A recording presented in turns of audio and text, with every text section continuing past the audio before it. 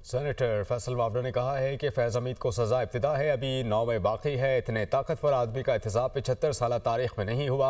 मुल्क, सियासत और जमहूरियत को नुकसान पहुँचाया गया। फील्ड मार्शल को क्रेडिट जाता है। एहतसाब की बुनियाद अपने इदारे से रखी। मुल्क में जो बदमाशी, गुंडागर्दी करेगा उसके खिलाफ एक्शन होगा।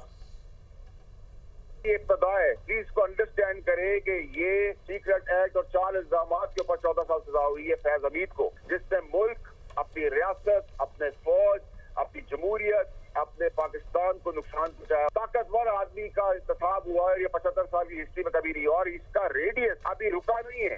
ये जब 9 मई के केसेस के जाएंगे तो आप समझते हैं कि बानी और पीटीआई के वो लोग जो इसके अंदर इन्वॉल्व थे उनको छोड़ दिया जाएगा, जिन्होंने मुल्क के अंदर एक काला दाग लगाया गया। इसका सारा क्रेडिट अल्लाह ने असबाब बनाया, वसीला बनाया कि सीडीएफ को जाता है कि उन्होंने अपने इदारे से बुनियाद डाली है। और इसमें याद रहे, जो पीटीआई के लोग साइड पे हैं, जो समझ रहे हैं कि हम बच गए हैं 9 मई के अंदर, उनका भी होगा।